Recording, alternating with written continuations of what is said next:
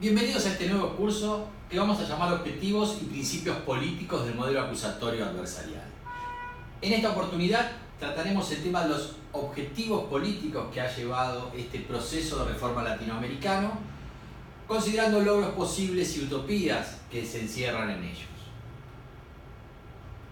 Es necesario, por supuesto, apoyar este proceso de reforma y a esto está dedicado estos cursos que vengo dictando. Y en este sentido, la necesidad de cambio es notoria si vemos cuál es la imagen de los poderes del Estado según el Observatorio de la Deuda Social Argentina que elabora la UCA, que para el 2017 marcó un 11,7 en credibilidad respecto del Poder Judicial. En materia penal, que es uno de los ejes que influyen mucho en la opinión pública, es necesario reformar el modelo y para eso lo que ha escogido el legislador es abandonar la cultura inquisitiva, siendo que en el fallo Casal nuestra Corte dijo en el año ya 2005 que el modelo acusatorio era el modelo que impuso la Constitución desde 1853. En esta lógica de modificar entonces esa cultura inquisitiva, Alberto Binder señala que hay 4 ejes en ese abandono de cultura inquisitiva. Por un lado, la idea del abandono de la cultura inquisitiva lo que busca es enfrentar problemas de criminalidad y violencia, que es uno de los males que hoy afecta a nuestras sociedades. Por el otro lado, defender las libertades públicas, esto es los derechos y garantías, que tienen en el proceso penal como protagonista central al imputado y que encuentran en el juez el último baluarte de defensa de esas garantías. Y en este sentido, uno de los objetivos políticos que como eje marca Alberto Binder es el fortalecimiento de los jueces, reconsiderando entonces o repotenciando el valor del Poder Judicial dentro de las democracias como la nuestra. Finalmente, la idea de defender libertades públicas también tiene una manifestación en cuanto a seguridad ciudadana, por cuanto la seguridad ciudadana también es un derecho humano, y en esta lógica aparece que enfrentar los problemas de criminalidad y violencia es en buena medida responsabilidad del Ministerio Público dentro de estos modelos acusatorios como en el cual nos hemos embarcado. Finalmente, el último eje que marca Binder es esta idea de construir nuevos diálogos entre los funcionarios y la sociedad, entre los cuales, por supuesto, que aparece el juicio por jurados, la repotenciación de la víctima y los derechos que le son acordados, y en ese nuevo diálogo entre funcionarios y sociedad, la idea de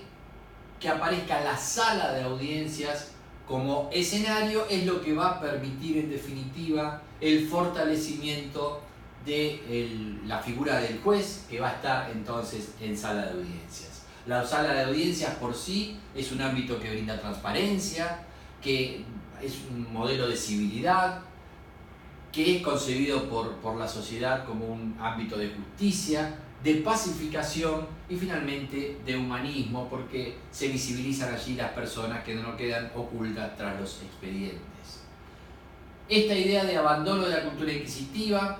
conforme señalaba Binder, encuentra 2 ejes centrales: enfrentar problemas de criminalidad y violencia y por el otro lado defender libertades públicas, esto es derechos y garantías.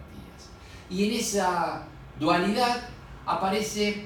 muchas veces presentada el conflicto eficiencia versus garantías, como que para ser eficiente hay que violar garantías.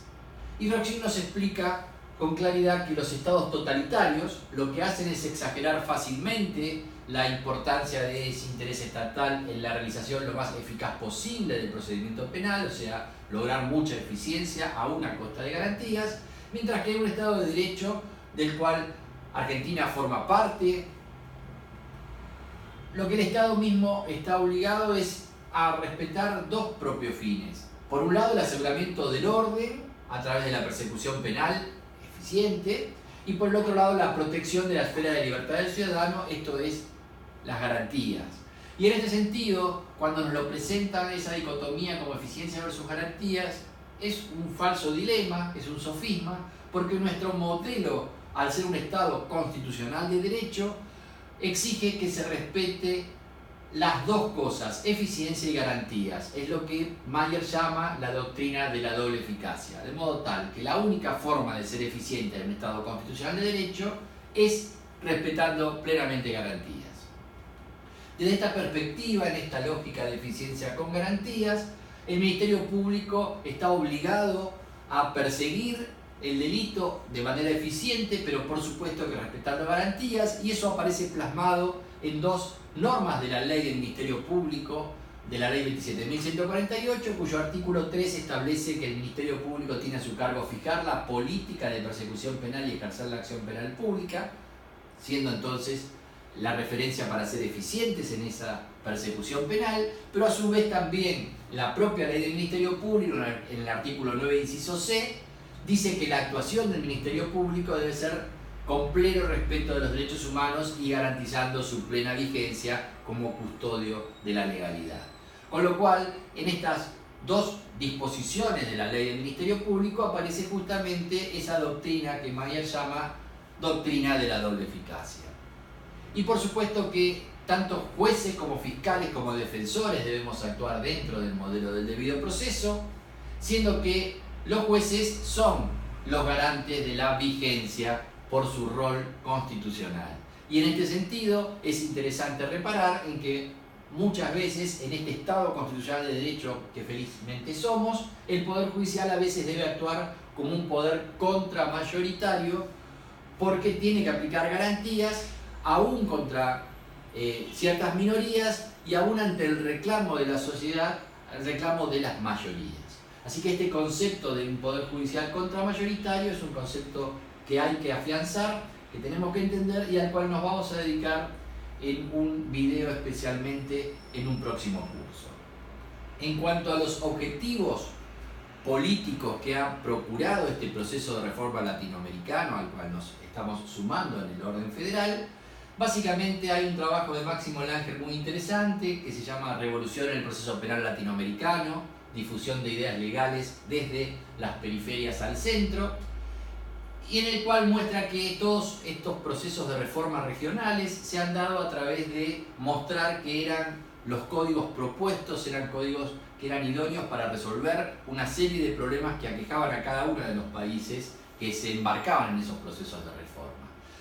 Que una de las posibilidades para lograr imponer esos códigos, que tenían una posibilidad muy amplia de resolver problemas, era presentar a los reformistas que los impulsaban como técnicos, que justamente lo que resolvían eran problemas técnicos y no tenían, digamos, ideologías políticas, sino se presentaban como técnicos capaces de resolver los problemas que presentaban las sociedades. Y una herramienta fundamental es que para que esos códigos que eran aptos para solucionar los problemas que los técnicos mostraban como soluciones, necesitaban en los procesos de reforma conseguir apoyo político de actores influyentes que le pusieran fichaje político a la aprobación de esos procesos, de las leyes que implicaban esos procesos de reforma. Y que no importaba si esos actores estaban comprometidos con la reforma o tenían algún fin político que bueno, les servía impulsar la reforma. En definitiva,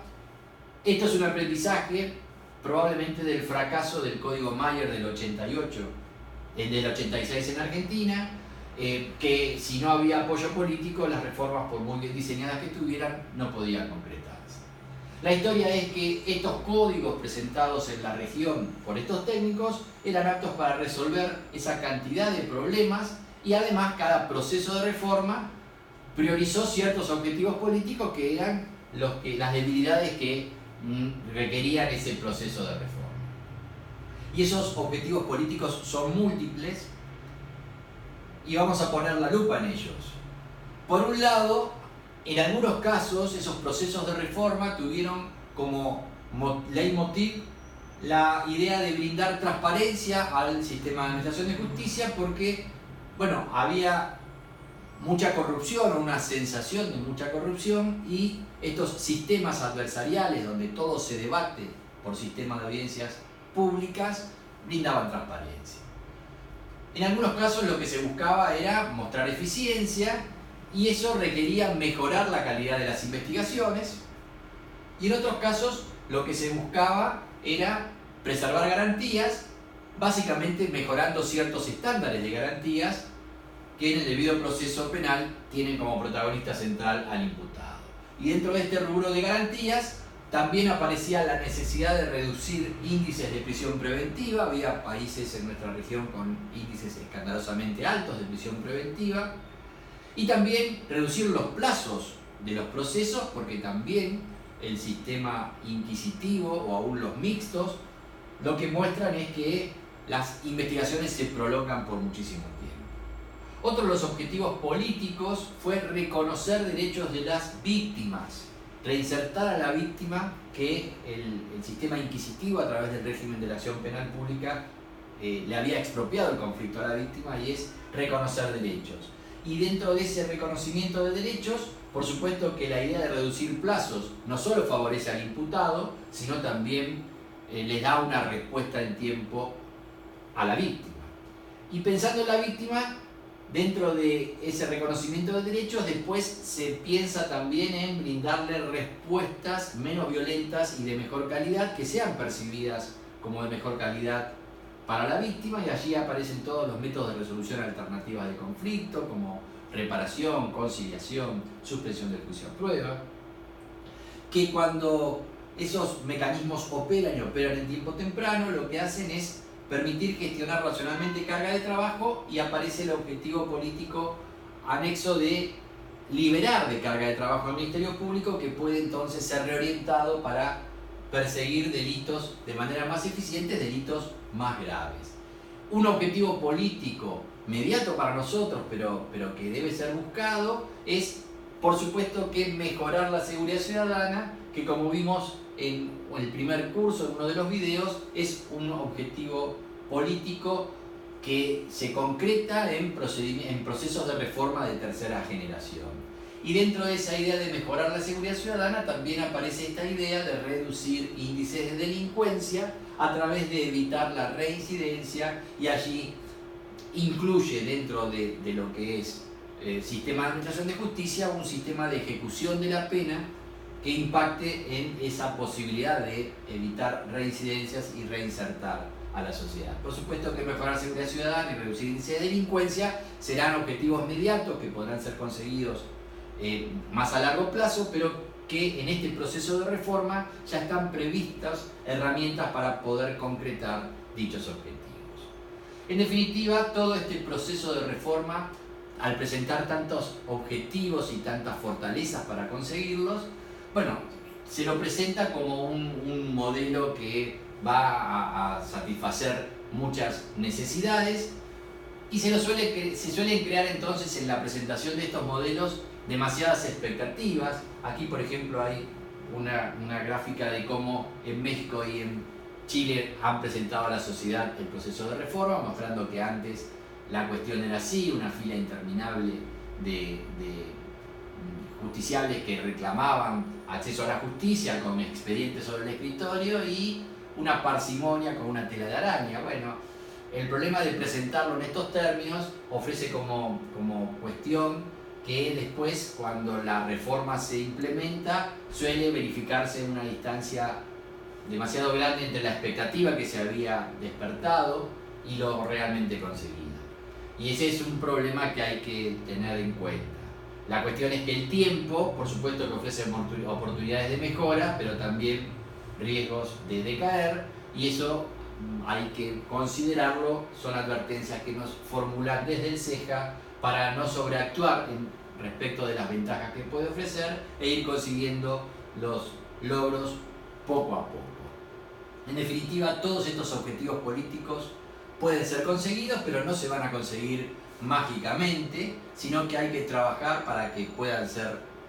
logrados y que además se puedan sostener en el tiempo. Y esa forma de sostenerlos en el tiempo depende mucho de la capacitación, los recursos que se destinen y fundamentalmente que las implementaciones sean sustentables. Este es entonces el tema de objetivos políticos. En los próximos videos vamos a ir desgranando